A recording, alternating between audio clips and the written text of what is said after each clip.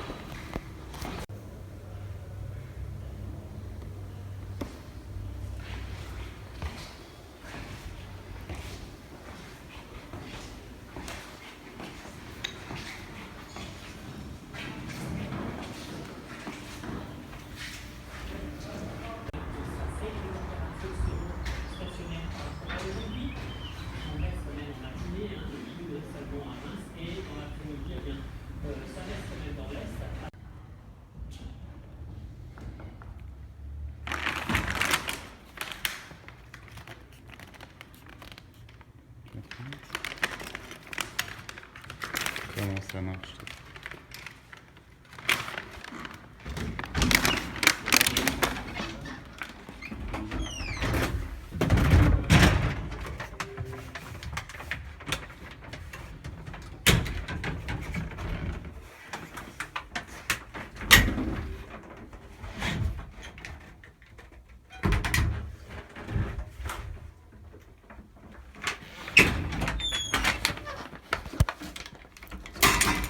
Compliqué.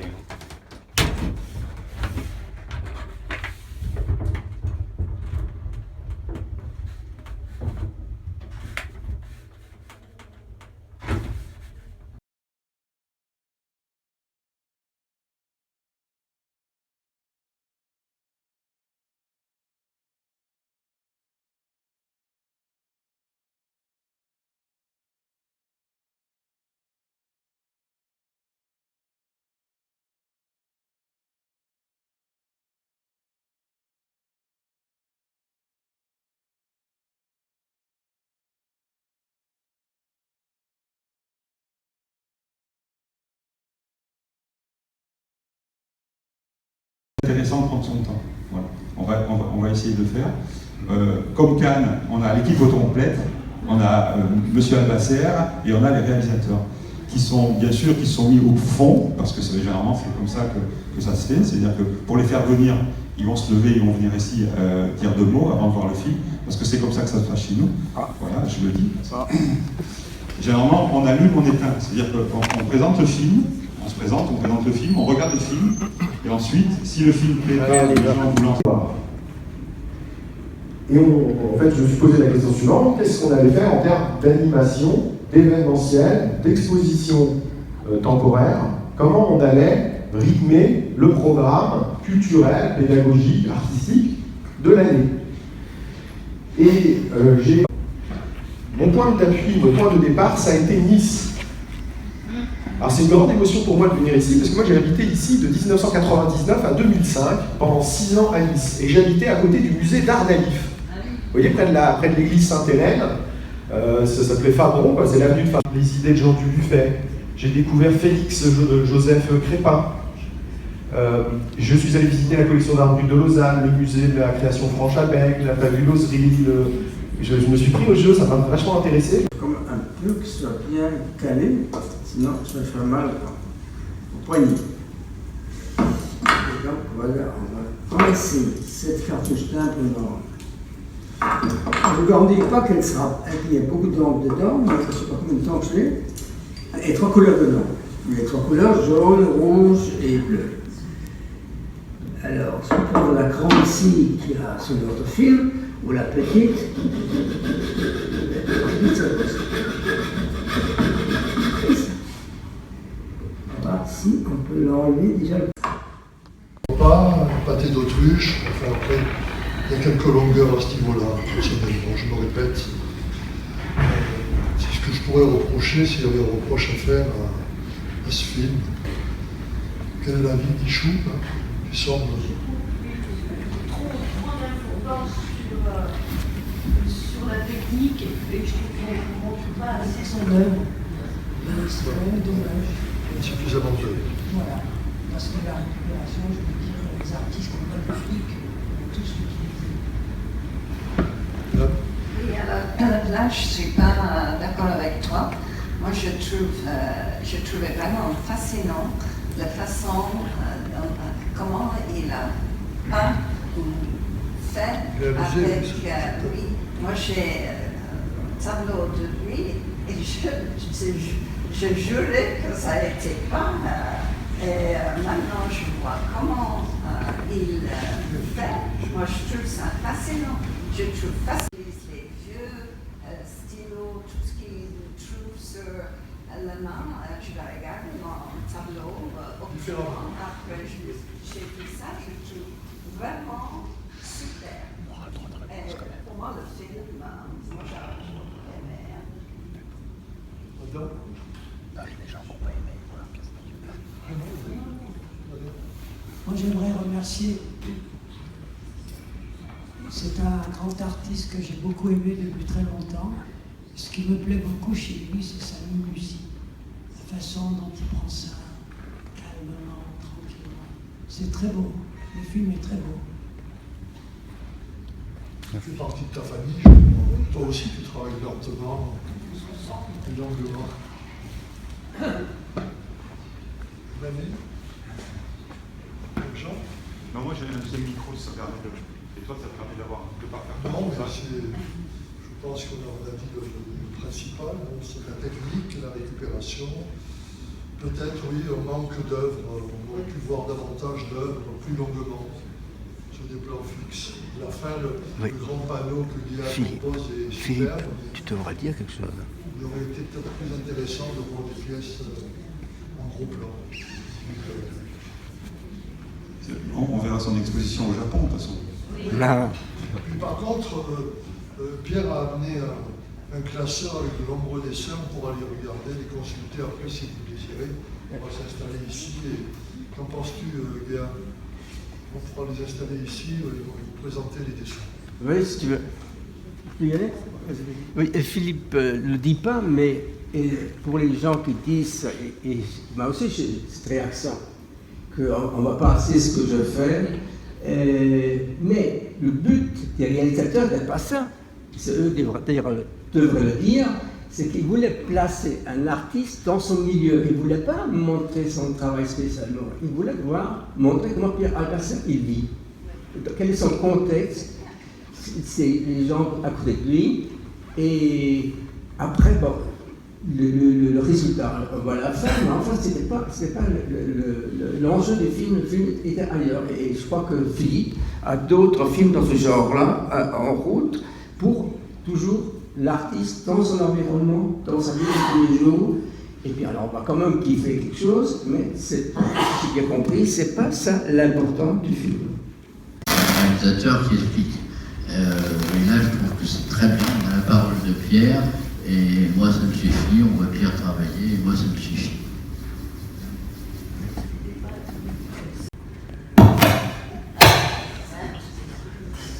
Oui, non? Ça marche? Oui. Alors, simplement, ce que je voulais dire, moi, c'est que j'ai vraiment beaucoup apprécié le film.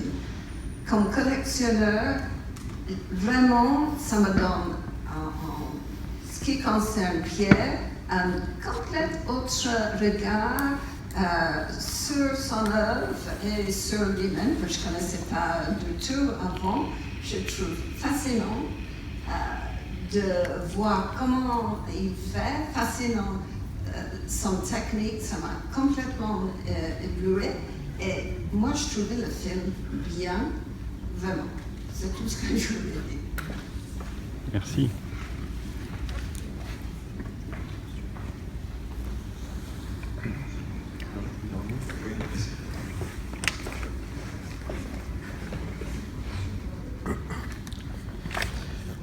Alors, moi, ce que je voulais dire, c'est...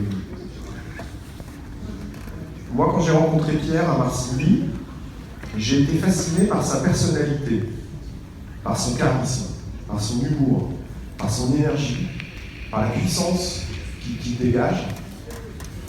J'ai trouvé ça génial qu'un gars qui a été ingénieur, directeur d'un bureau d'études, soit ensuite après un artiste singulier et aussi fasse du footing. J'ai vraiment tenu, alors qu'il faisait froid, c'était en février, à ce qu'on puisse filmer Pierre en train de faire son footing. Pierre, c'est un homme de 80 ans et plusieurs fois par semaine, il fait un footing.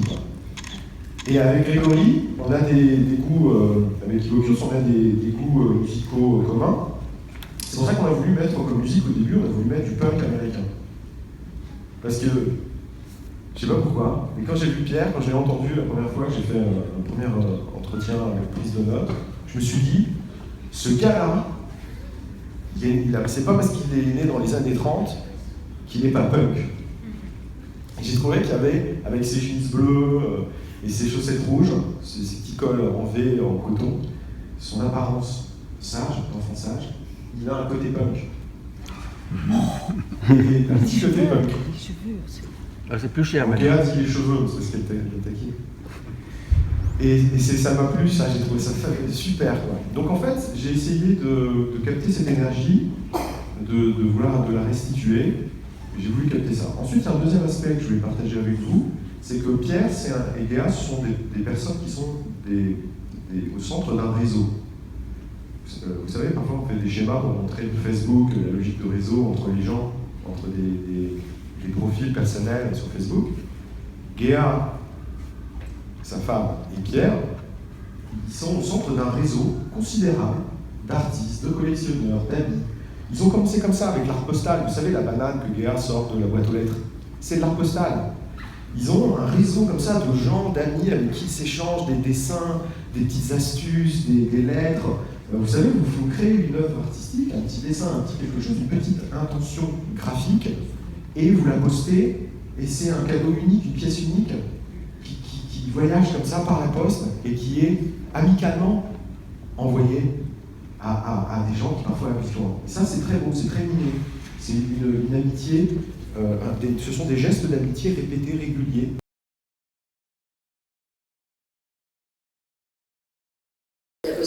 Kreslila, tak ten můj student, ten medicín, pořád abych kreslila, já ne, třeba mě mohu kreslit, dělám své povinnosti, tak mi tehdy koupili balíčky, papíry, dám mi něco nakreslila, tak já jsem něco nakreslila, dobrý nadšení, tak jsem říkala, no ano, já vám něco nakreslím, ale já nějakou fantazii vám nakreslím. No tak on vám mě tehdy řekla, a často si na to vzpomínám, že mi řekl, maminko, kreslit, když nastarší, když nebudete koníček, bude se bez snídaní, někdy, no děti odejdou, někdy baví dál, když mám klid, no a pak uklizím, pak jdu nakoupím, odpoledne, to většinou, já totiž jsem chorá na oči, já mám ten zvaný glaukom. No tak to v poledne, když si beru lepky, tak ráda si to koupím.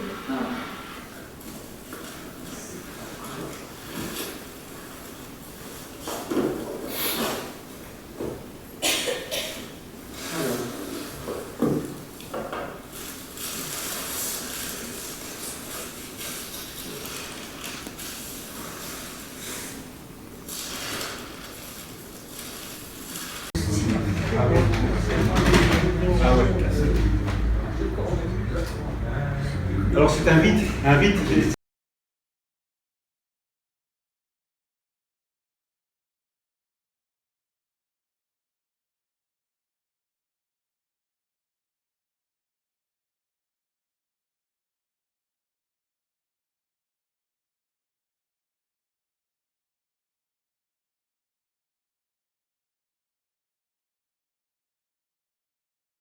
Ainsi de suite. Alors une fois qu'il y a quelque chose de très important, que ce soit assez court pour que le public ressente exactement à l'endroit où a été tourné le feuilleton. L'acteur a parlé du lieu et de tout. Ensuite, j'ai fait voir une séquence de 5 minutes de feuilleton. Et une fois que la séquence est terminée, c'est une autre vedette qui prend la succession et ainsi de suite jusqu'à la fin du film.